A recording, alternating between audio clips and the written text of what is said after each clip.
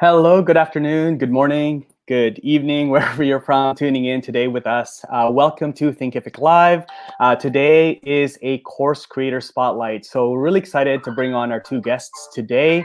And I know that we haven't really done very much live stream from the Thinkifik channels in the last little while. We've been really trying to figure out what kind of content would benefit all of you out there, all the course creators that are tuning in our different social channels. So we are going to be going live much more often starting from this week. So we're going to be talking to course creators. This is what you have told us. So you want to learn from successful course creators that are creating courses, marketing them, how they're building their courses, and really unpacking that for you. We're going to be bringing on experts to help you with different specific marketing channels, instructional designers that will teach you how to build your course in the proper way that will have your students engaged as much as possible. And so we're going to be doing this more often. So thank you to the Online Baking Academy joining us from London, UK. If you are here joining us live, leave a comment. Say hello in the comments. We want to hear from you. Let us know where you're from and also what you're teaching online. All right, so make sure that you're also liking and subscribing and following all the different channels on LinkedIn, YouTube, Facebook, also Twitter. That way, whenever we do go live, which we're going to be going live more often, then you will get notified as well. So really excited to be bringing on our two guests today. So our two guests are running what is called the personaldevelopmentschool.com. You'll see their screenshot right here, right above me here. And it's going to be really fun to talk to them and how they are building their courses, how they're marketing their courses. So I'm going to bring them on and they're going to do a little bit of introduction so you can get to know them a little bit better. Here they are. Hey, everyone. Hello. Thank you for having us. Thank you for having us. Yeah, thanks for joining us today. So I'm gonna get off the screen. I'm gonna ask you guys both to just introduce yourselves for take a couple minutes. Introduce yourselves, who you are, a bit of what you do before courses, and where you're from today. You want to start, Gio? Who wants to go? Gio? Sure. There you go. So I've been in the health and wellness industry for quite a few years now. It's been a passion, hobby of mine, and basically in the last year or so, me and Thais have been friends for a few years now. I was working as a coach, and during my coaching training, Thais was one of my sample clients, and we started talking a lot about her coaching business and some of the stories of transformation that she was experiencing. And we figured out that she couldn't reach as many people as she wanted to by doing one-on-one sessions. So through a couple coaching sessions, we figured out that it would be a great idea to try to compile an online course, which then turned into a few multiple different courses that we just recently launched on October 2nd through Thinkifik to our community. And it's been an incredible process of learning for both of us. I have some online experience. Thais has a lot of coaching experience, and we really love the Thinkifik platform because it really helped us to achieve a lot of things that we were looking for. But there's still a lot of learning outside of Thinkifik that had to go on that we'll hope to share some of the things that we learned today. But there's still a lot of learning that we need to do, and there's a lot of things that we're still looking into. So that's me. I'm a breathwork coach. I'm a life coach, and I'm an entrepreneur, and a bunch of other things too. But that's me. So Thais, maybe take it from there. Beautiful.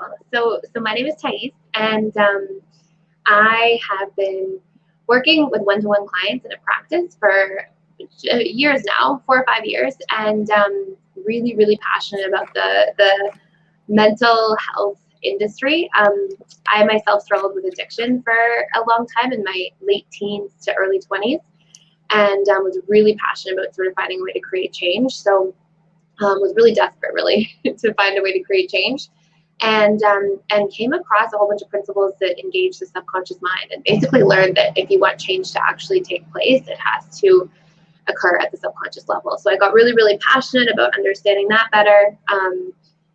Ended up going back to school, finished a master's degree in transpersonal psychology, and then dove into a whole bunch of other stuff and did like 13, 14 certifications in everything from like CBT to hypnosis to subconscious breakthrough work. Like it's just so many different certifications and processes that I learned. So met Gio about 5 years ago, and Gio was an amazing entrepreneur and great mentor for me, and taught me a lot about sort of the entrepreneurial business world, which I think originally is what helped me sort of launch my practice, a lot of those ideas. And then we came back and sort of were brainstorming, talking about different things, and came up with this idea to move the personal development school stuff online. And it's been a whirlwind, but an amazing journey already, and something we're so grateful for. And Thinkifik the whole way has been like an amazing platform for us, and we're really grateful for that as well. Fantastic, fantastic. Yeah, no, it's I've got the screen up here, and we're going to be taking a look at your course and your membership and everything that you built on Thinkifik really closely today, and that's what this is going to be all about. So if you have any questions, if you're with us live, or even if you're watching the replay, drop your questions in the comments. We want to make sure that we answer them for you. Just put question and then your question, because there's going to be a lot of comments that we sift through, so we want to make sure we address them all for you today. So, and also, just really fun fact is that you guys are also in Canada, right? That's right. Toronto. Toronto. Fantastic. Awesome. Okay, well, we're going to dig into it. And the first question is really easy. What is your course about? Yeah, what is it about? And also, who, I guess a part B to that is, who are you trying to reach online? Who's your sort of avatar student? So our course is basically it's a school. So instead of doing like a single course, because for a long time I was doing a lot of presentations and live presentations in person, and 8-week programs, 16-week programs, all these different things. And we basically moved that. We bucketed it into specific challenges that people are going through. So different relationship challenges, things to do with attachment style, attachment trauma. Like this is a huge sort of cutting edge topic where, you know, how we are attaching to our caregivers in childhood has an incredible impact on our adult romantic relationships and friendships and family relationships. And so there's a lot of work there around attachment styles, and then a lot around procrastination, self-sabotage, guilt. We're launching some courses on anxiety, conflict resolution, basically all the things that I taught in practice or in live webinars, we sort of put into buckets together. And as we're going and growing, Gio's adding a whole breathwork component, adding some of his coaching tips and tools in there as well. And so it's basically a series of courses to target different challenges that you're facing in your life, but we specifically address them at the subconscious level. Because again, if you're not engaging your subconscious mind in the process of creating change, basically change is next to impossible to actually take place long term. So that's sort of our unique take on everything, is that all of our material is based on, okay, how do you actually reprogram your subconscious so this works, so that this shifts you rapidly, and so that it lasts. That sounds awesome. And Gio, did you have anything to add there as far as what this course is about and who you're looking to target as far as taking your courses? Yeah. So basically, as far as the course content, I think Thais summed it up pretty well. A lot of the things that we teach are very universal. So it became a little bit hard to sort of create that avatar client in our mind, because there's a few, but the main one would probably be either 24 to 35 female or 35 to 44 female. And we like to look at like some of the Facebook demographics and some of the analytics online, like how they break up people to use as our niches. When we start seeing like who's watching our videos and who's clicking and stuff like that. So analytics is a big thing that really helps us to determine our market and our niche.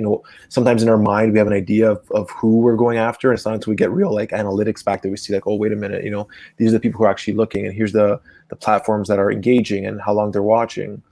So mainly female is the majority, but it's also male as well, because everyone's has these challenges.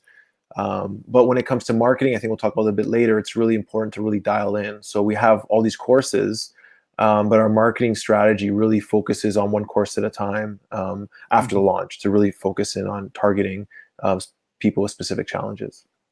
Fantastic. And so I'm gonna dovetail on that. So it's really awesome that you're talking about analytics, because I think it's really important for people to look at analytics and not just create something and then just kind of leave it alone. Look at the analytics like you guys are doing, Gio and Thais, and seeing who is consuming your content, who is a best fit for that. So that gets me into the next question, and I'm going to pass this over back to you, Gio, as far as how did you actually start building the course content? So once you guys have figured out, okay, well, these are the topics, how did you start building that course content for your students? Yeah, so well, even before we started building the specific course content, because Thais had so much content from being in practice over the last however many years and doing so many live um, seminars and stuff like that, we actually had built an email list. And what we did was, part of our launch strategy was to really email the entire list and ask for feedback. We gave them a bunch of potential courses and said, which ones would interest you the most, or which one do you guys feel you have the most challenge with? And that gave us some real feedback from people that were in our warm market, to decide which courses to launch with. And the way we started building the content was, the first thing we did was we just really looked at all the courses we liked. Like, who did we like in the industry? Who did we feel was setting the bar? How did they do their videos? How edited were they? What was the quality like? Were they playing music? Were they not? How much handouts did they have? And we really tried to find what we liked, and seeing what resonated with us. And then we tried to sort of compile the best qualities from each one of those and create our content around that. So how long the courses were. So like for me, for instance, any module over 15 minutes, I sort of cringe about getting into it, because my attention span, I like little chunks where I can absorb it, maybe get some feedback in a workbook, and then go on to the next one. And it helps me to really feel like I'm making progress as I'm clicking off each one of these modules, rather than having a 3-hour module, then I have to come back, figure out where I left off. So I found like that was one thing that I found that I really was really important, was finding the right length of videos for whatever it is that we were putting out there. And then, we went through the process of hiring a videographer, which, we felt was important because we wanted to have a good quality of videos. And so we created videos, with Thais, mainly talking, but then we have some music to really add to the cinematic aspect, because we feel that online education also has to be, in a way, entertaining. Doesn't have to, but I think it adds value when you can keep people's attention. So we got some stock footage websites where we could take some pictures for B-roll and some short video clips for B-roll. So when we talk about something like anxiety, you would actually see someone on the screen, looks like they're struggling with, stress or anxiety. And it helps people relate to the content more than just seeing a talking head the whole time. And it helps to, just break it up, make it more entertaining. Yeah, no, that's great. That's great. And Thais, did you have anything to add there as far as like how you started? Looks like you guys created videos. You really looked at yourself as sort of like that avatar. Like you look, Gio, you mentioned like 15 minutes is too long because you yourself can't take on more than 15 minutes at a time. So was there anything else that you guys had thought about when you're starting to create course content? I think one other thing that was important for us to add is that we decided to do, this is Gio's idea, to do a survey at the beginning. So our email list, like we put our feelers out and we asked, like, which courses do you want to see first? Again, we already had this content in a way pre-batched because a lot of it was written from presentations I had gotten to do live and things like that. So it was more just understanding what the need was and really understanding what people wanted first. And then from there, we just sort of reverse engineered the plan and came up with like, what is the best way of presenting it? How long should the workbooks be? How long do we want the courses to be? I think we looked a lot as well at the completion rates online and like what our segments of courses had the highest completion rates. So we did a good bit of research as well in advance just to organize ourselves and make sure that the courses are giving the most value possible for what people are looking for. Yeah, no, it's amazing. Yeah, those are really, really helpful. These are things that we always suggest people to do, right? So surveys, things that are already available to you. Again, looking at yourself as the sort of like the focus group for this, right? And understanding that as well. And so this gets me in, I'm going to ask you, Thais, as well, the next question, which is how long are your courses, and how did you? What was the thinking around that? Like, should it be 10 lessons versus 20, how long, how many minutes should it be? And then also maybe we'll talk about this later, but like as far as pricing, right? Like how do you price it based on the length and things like that? But let's start with how long your courses are on average and what the thinking is around that for you guys.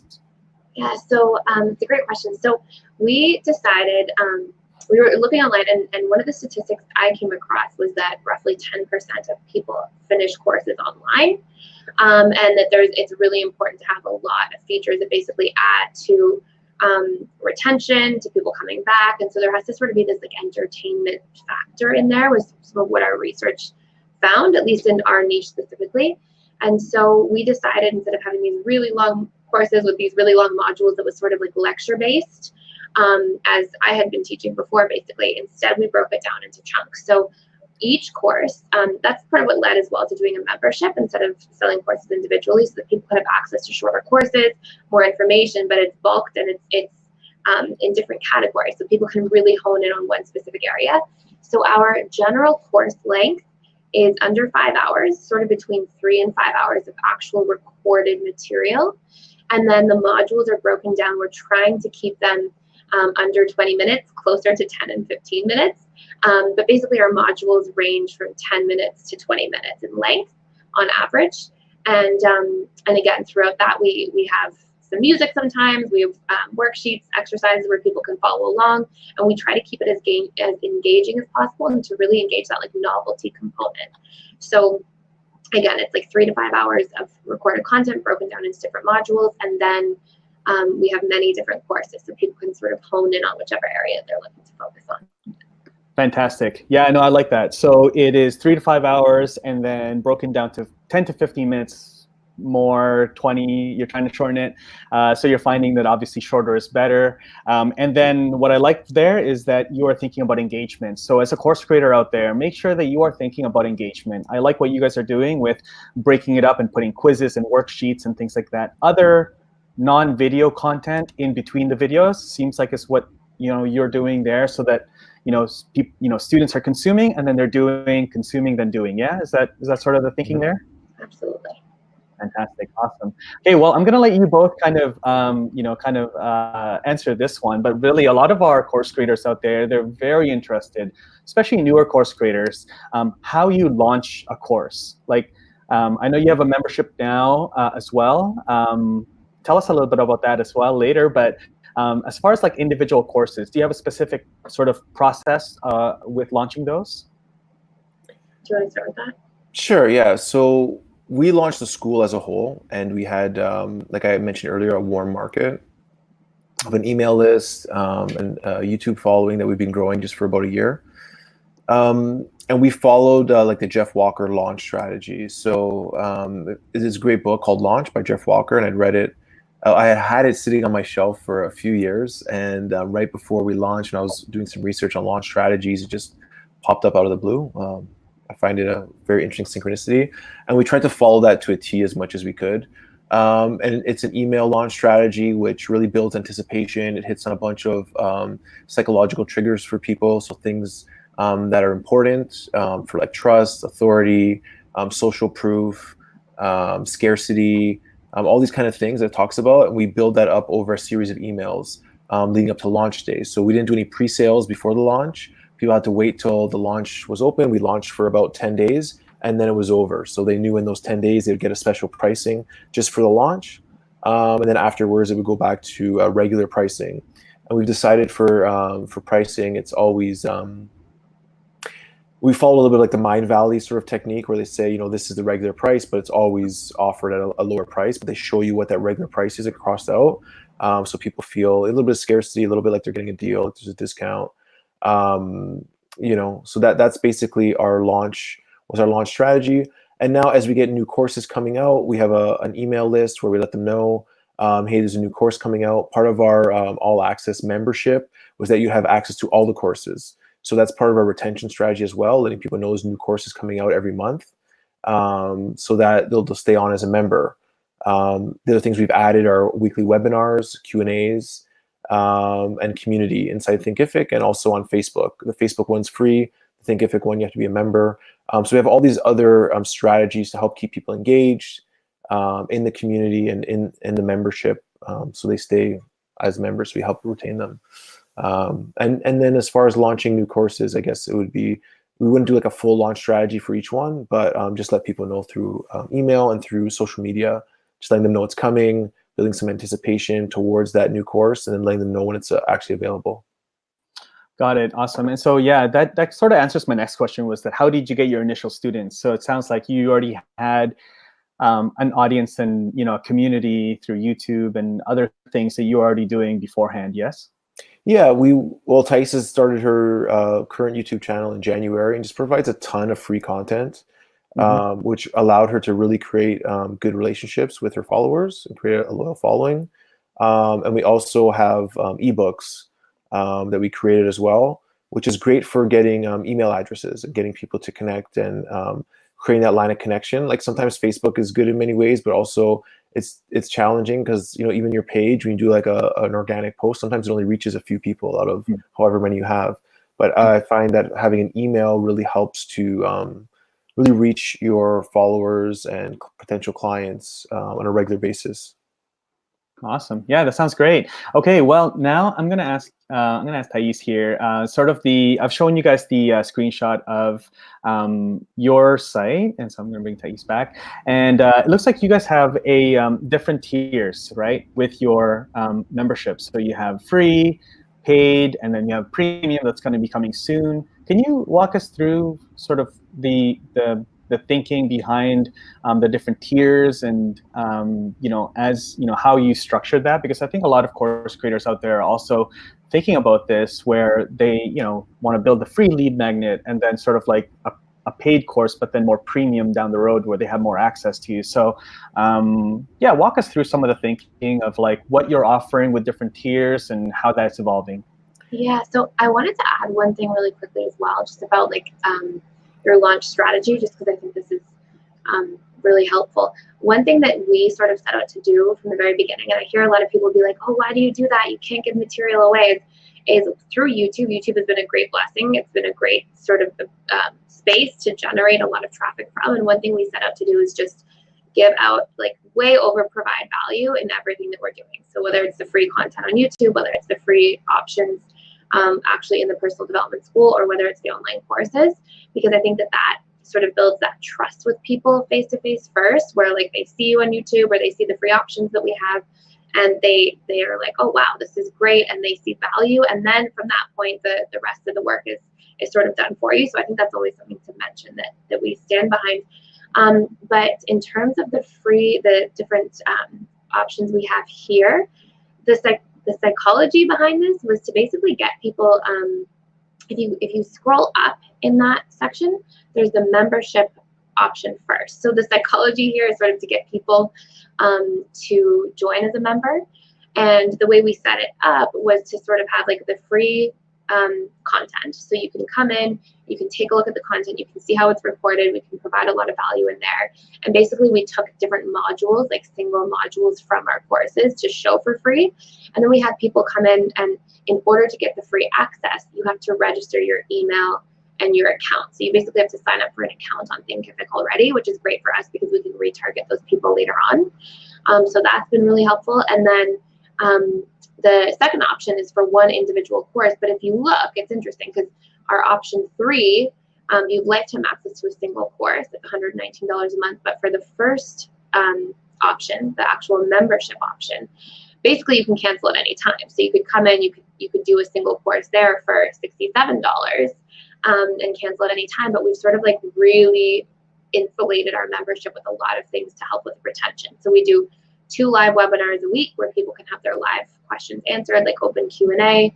We've got amazing engagement in our Facebook community and in the Thinkifik online community. So it's basically to replace essentially like the time I could be spending with people one-to-one by making sure that not only do you have the content, but all of the questions can be answered, all the personal questions, anything that people are struggling with or going through. And so we've really tried to set up the different options so that people are most likely to come in and become a member, and that we'll have great retention for the members who come in having a great experience the whole time. And so that's the way we set it up, so that provides the most value, that is sort of the most strategic option financially as well for people who are coming in and maybe have a limited budget. And then if they're getting a lot of value out of it, obviously they're likely to stick around, and that just makes everything a little more scalable long term. Fantastic. Yeah, no, that's really good. Yeah, I like what you said there with the membership, is that you're really stacking it with value outside of the course content itself, right? So they have access to you with lives, and they have access to a community, which I think a lot of people are seeking. I think it's something that, right? Like, they're so sweet. People are so supportive to each other on there. People are like encouraging each other and just like giving each other all kinds of amazing feedback. And it's really, really cool to see that play out as well. Yeah, exactly. So this is something that, as you're building your community and your membership, I think it's really important that people really just want to connect with like-minded people. And it's very hard these days, like it's very hard to find people in your, like in, I guess, your real life, like in the city that you live in, that, that are interested in sort of the same things and all of these very niche topics and subject areas. So yeah, the community that you provide your members is highly valuable, and they'll continue to pay for that, right? Yes. And we had one guy the other day say something like he was having a really bad day. And I'll check the comments and come in and type in there, once a day or so. And I hadn't gotten to it till late at night. And it was like the end of the day, and he posted this in the morning. And there was something like 121 comments from people just encouraging him, just being like, things are going to look up. And like, it's really cool to see that. That's so awesome. That must warm your guys' hearts. Like you're building this thing, and not only are you teaching, amazing content and changing people's lives that way, but you're also building this place where people can feel safe and like have people to lean on. And it's very cool. It's very cool to watch, even from our perspective. All these course creators creating these amazing communities. So again, as a membership site builder, it's really important. Take a look at this model. It's very interesting. It's the value is not just in the course content. It's almost secondary. It's like the community and access to both of you, all those things that are outside of the course content itself. So that's amazing. Okay, as we wrap up, if you are here with us live, watching the replay, I encourage questions. This is the best time to ask them. We have two fantastic course creators here, so ask away. They've been through a lot of things that you're probably going through and some of those decisions that you're making. So yeah, ask any questions. They're also part of our Facebook community. So if you haven't yet, go to Facebook and look up Thinkifik Studio. That's where our community lives. There's over 16,000 course creators there, just hanging out, answering each other's questions, encouraging each other. So go there and find us. We'd love to see you be part of that. And my last question, really, as far as this goes, is how are you now? So you've done this amazing, launch. How are you now ongoing doing marketing for your courses? Specifically, feel free to talk specific channels, YouTube, and how that all kind of, is connected as far as your marketing engine goes. Yeah, we have different strategies for each platform. Whether it be Facebook, YouTube, Instagram, those are the main three that we're focusing on as far as social media, and then Google AdWords. So we take a percentage of our subscription and we put that back into marketing, because right now we're just really targeting growth for at least the first 6 to 12 months, is trying to grow as much as possible and maintain a certain level of retention. For Instagram, we actually partnered with some other Instagram pages. It's a service we used that will share some of our posts on their pages. They're larger pages. They have a big network, so that people who are into that type of content that we're sharing will then hopefully come and follow us. So it was an interesting campaign we did where we gained a bunch of followers. But now the real work happens where we got to warm up these followers. So continue to post content, stories, and then start asking questions about like getting them over to the website from Instagram. So that was the strategy for Instagram, was just trying to grow the user base and then engaging people with the right questions to bring them over to come to our site. For Facebook, it's also interesting because we had some following on Facebook. But we're moving more into a Facebook advertising space. So for each course, we're going to have a specific campaign for each one with some sort of video ad or picture ad, but mainly video, because videos I think perform a lot better and get a better cost per click.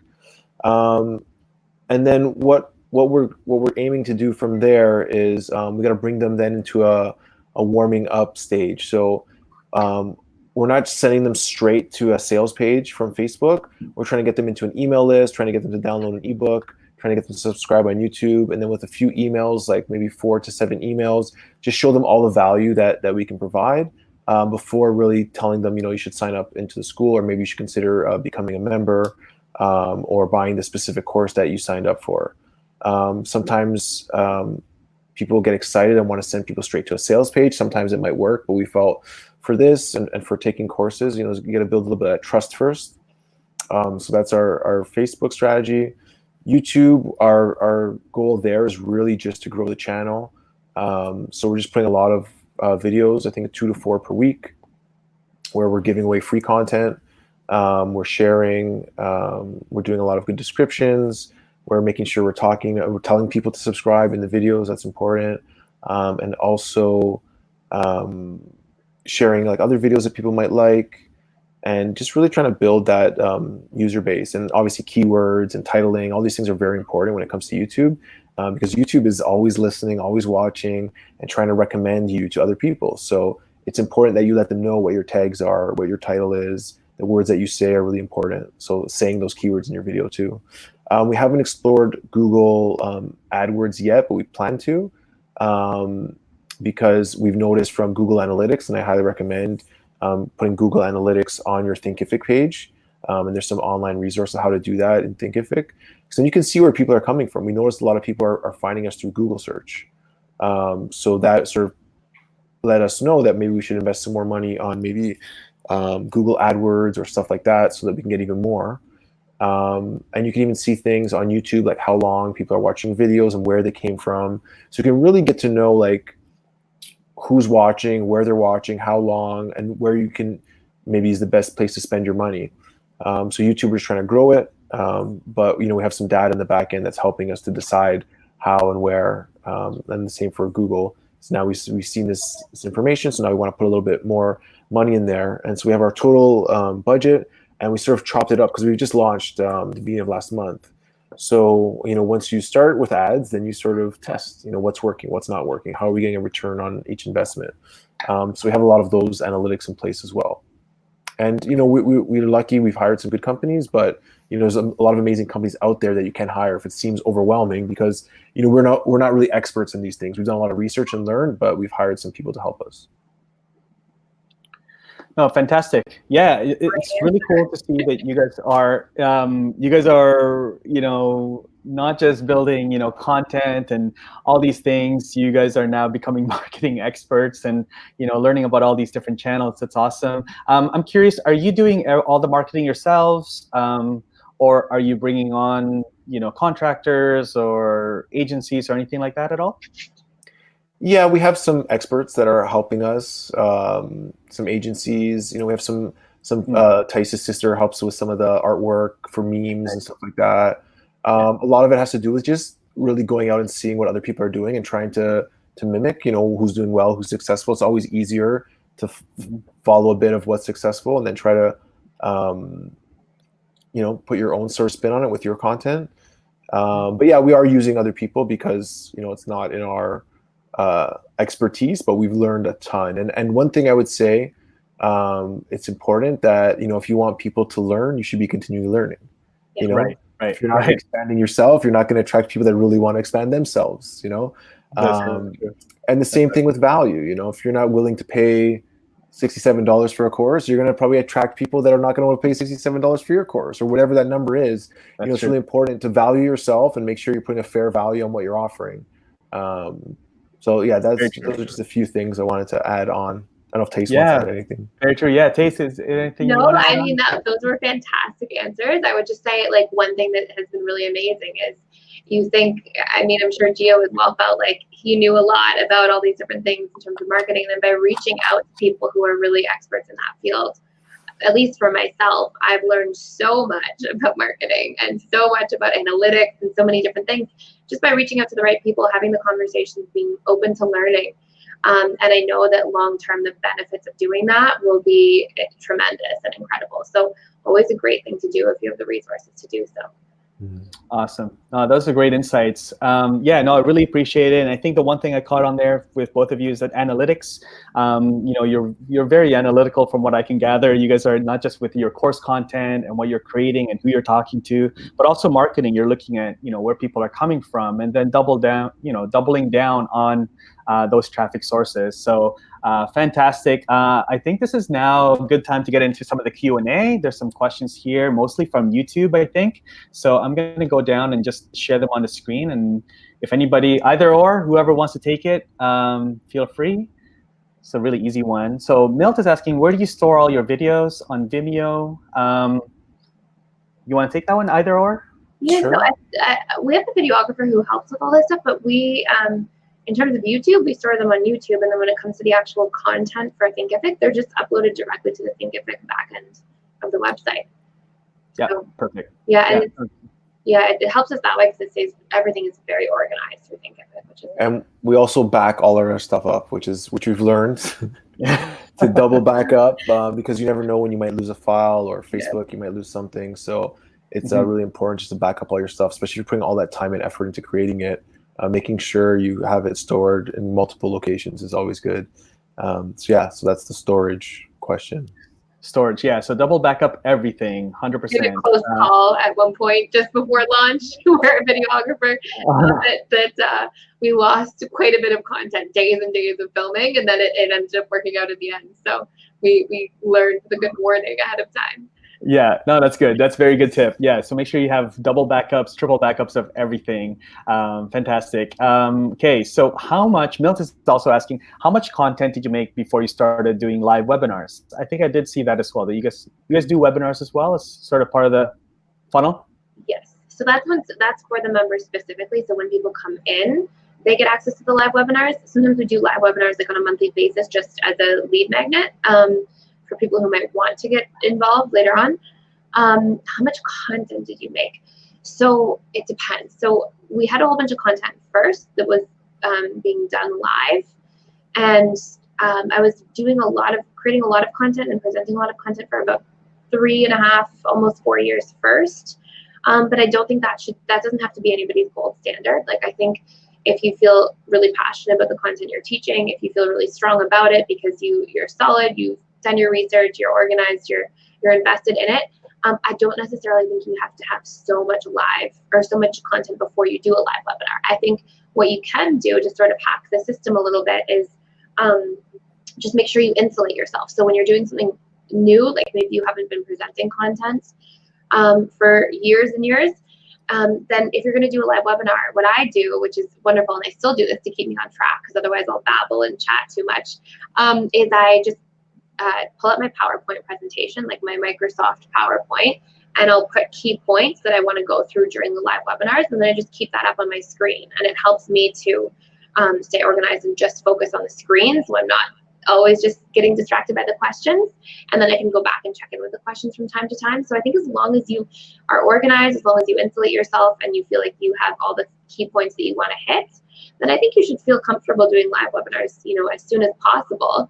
And I think it's okay as well if there's ever a point where you don't have an answer to something to just say, hey, I'm not sure of the answer of this. I'll research it. It's a great question. I'll get back to you. But I don't think you have to be necessarily prepared perfectly in order to be presenting live content. So.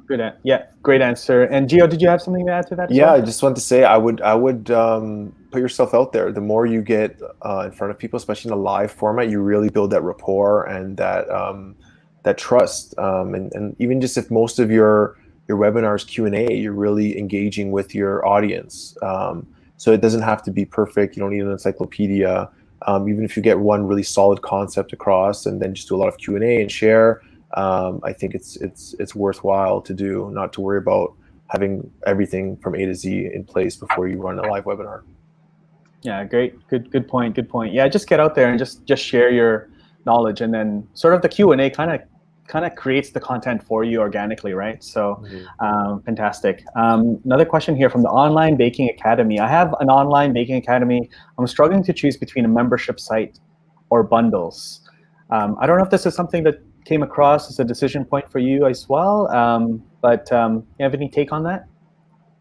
Yeah, well, I guess the way Thinkific offers it, a bundle is kind of can be like a subscription, or it can be like you can buy a bundle and then have like lifetime access. It's tricky because like we don't even know the answer for sure yet. We did a lot of back and forth and trying to decide to come We up with our model. We asked people, we asked about what price they were willing to pay, and obviously it was all over the place. You know, we found a few things, and we were also scared too. Like, is this the right price? How much do we do? And then we just realized that we'll see once we get the ball rolling what people are going after, and like on a weekly basis we get surprised, like, oh look, people are buying this course now at this price, because after the launch we raised our prices and it sort of shifted the dynamic. But you got to remember, your warm market's going to be different than your cold market. Intro courses and more in-depth courses are going to be different as well. So it's not an easy question to answer. I know there's a lot of value in membership if you can have a retention, and maybe you can try different options. Some options are like having a really low entry point course, but then upselling them to a membership or upselling them to to a bundle. And that's something I think we might be adding in the near future is an intro course, which would be maybe an hour long worth of content, but at a lower price point that can really allow people to sort of get a taste of what we're offering for not a huge financial commitment. But then there are a lot of people online that says, don't discount your site because there's a market for the high ticket courses as well. So, I don't know your industry as well, like on the online baking, what your competitors are doing. So it's kind of tough, but I would, really research what everyone else is doing, see what you like the best, who's being successful, and try to sort of find your place in among them, or how to stand out among them. Yeah. No, great answer. And yeah, Thais, anything you want to add? I just want to say, and if you have the option to like ask the questions to your audience, right? Like one thing we did is we were thinking, oh, do we do individual courses? Do we do subscription? And we asked, and we constantly, I just put a YouTube video up saying, what would you prefer? And a lot of people said both. Like, can you do both? And that's actually, I think, what sort of solidified that decision for us to offer both. And I think if you can offer both, then you're going to get the feedback that way as well, just by who's purchasing what over the first little while after you originally launch your product. Yeah, fantastic tip. Just go directly to the source, right? People that are making those decisions. What would you like, A or B, for all the things that you're making?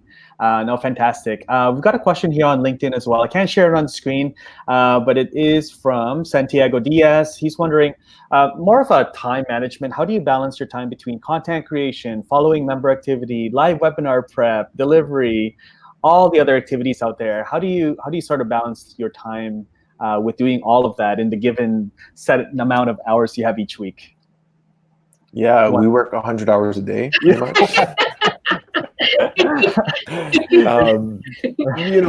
Like for us, we're really big on processes and trying to set up and delegating tasks like team members. So like we do have a team that's growing.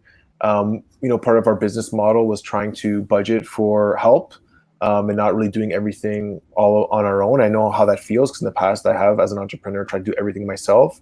But if you can find the right people to work with, and that's really key, is like people that you get along with, people that are on the same page as you. I don't even like the word like-minded, but open-minded, so you can bounce ideas off each other even if you don't agree. There's a lot of virtual assistants you can get online and people that can help with like posting and stuff like that. So it's find the right balance. I think for us, we had to prioritize like what was the most important to start off with, and then who in our team would take care of what. So obviously Thais does a lot of the content creation, but then as she creates the stuff, and then we'll either edit it or post it up because that's not one of her strengths. She just wants to create content. Maybe not one of her strengths, but not what she wants to spend her time doing. Because there's other team members that can just really take from a folder of all these videos she's made and just really schedule them out. Put the descriptions in, stuff like that. So that's how we've done it. We have a team. If you don't have a team, it might be a little bit more tricky to sort of find that, but I'd always say like prioritize and try to figure that out. Does that make sense? Yeah, it totally makes sense. Thais, you want to add something there? Yeah, I think we were so lucky. Like everybody has really unique strengths in our team as well, and we've been really good at playing into everybody's strengths, and just like Gio's excellent with all the systems, getting everything flowing, set up, and then I'm sort of in the creation space, and so like we've really put people. We have an amazing. My sister's doing an amazing job with some of the systems as well. We have an amazing couple people with marketing. So we've been really lucky that way to find people who we can really play into their unique strengths. And then when it comes to the actual management of time specifically, if let's say you don't have that option, just write everything down. Like that's the best. One thing that I find myself doing, and Gio and I both run another business as well. Gio has like a bunch of businesses. But we're not, this isn't just our sole project, even though it's our big focus right now.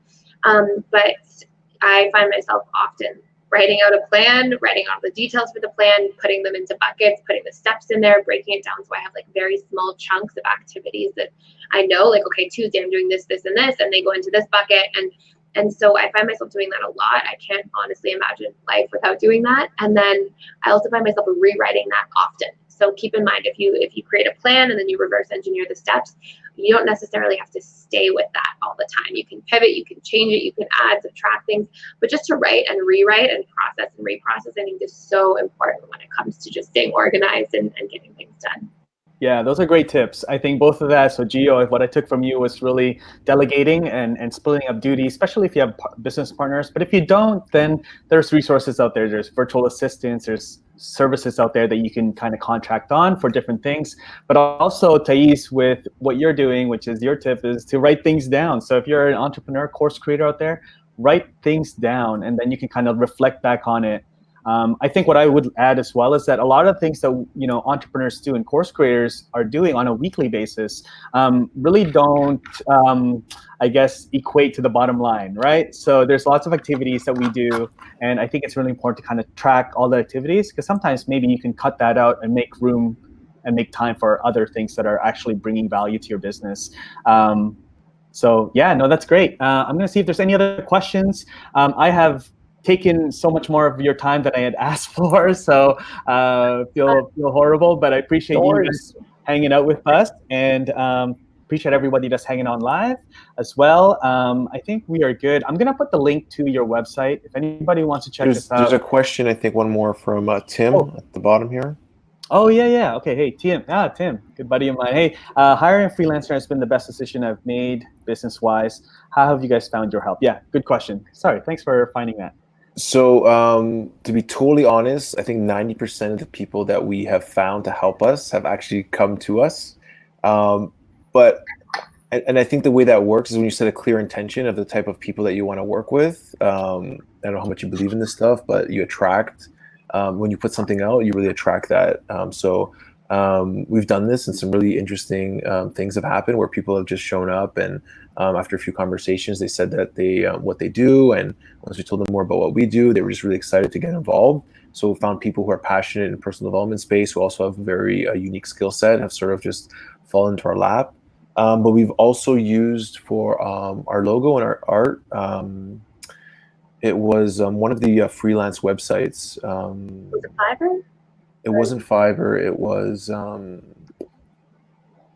I can't remember now which one it was, but it's one of the freelance ones. We put out Upwork. Yeah, I think it was Upwork. And we just basically put out, what we were looking for, and a bunch of people applied, and we hopped on the phone, had conversations with them, and just really, once we had a good feeling, we engaged this person in the project, and it worked out amazing for us. And a decent price as well, because some of these things can get expensive, but there's a lot of good help online, especially from like places that are not so local, but they have good skill sets and affordable prices as well. Fantastic. Awesome. Great. Well, I just want to thank you guys both for your time. It's been amazing. It's really good to always just learn from course creators out there that are just creating and building. And so this has been fantastic. I'm going to put your website here, personaldevelopmentschool.com, in all the comments. And so if you are watching this on the replay, feel free to ask questions. We're going to monitor all the comments, and if there's something that we can't answer, we'll definitely share it with Gio and Thais here as well. So any parting words from either of you to share with your fellow course creators out there that are tuning in? Well, I just want to say thank you for having us. This has been a wonderful experience, and Thinkifik has been amazing along the way. We originally sort of started off with Kajabi, and then found that Thinkifik was just a better fit for a great number of reasons. and it's been a really, really wonderful experience for us. And yeah, we're just really grateful to be here, and thanks you guys for tuning in and asking questions. And yeah, wonderful, wonderful experience. Awesome. And Gio, any parting words from you for everyone out there? Yeah, just have a clear intention of what you want to do. Just really believe in yourself, and just go for it. You know, like amazing things happen when you really believe in yourself. And I heard an interesting quote the other day, like 99% equals 0%. So you got to go all in 100% and just really give it all you got, without fear. You know, you're obviously here for a reason because you have something to share, and you got to believe in yourself, and good things will happen. So yeah, that's all I got. Fantastic. Awesome. Awesome. Well, I appreciate both of you. And again, leave your questions, and go check out their website, personaldevelopmentschool.com. And again, thank you to both of you. Next time I'm in Toronto, I'm definitely going to hit you guys up. And if you're ever in Vancouver, let us know as well. We'd love to see you both. And so we'll see everyone next week. We're going to be interviewing another couple course creators that are doing awesome things. Till then, make sure you connect with us on social and join us in the Facebook group. We'll see you then. Take care. Thank you. Bye. Thank you.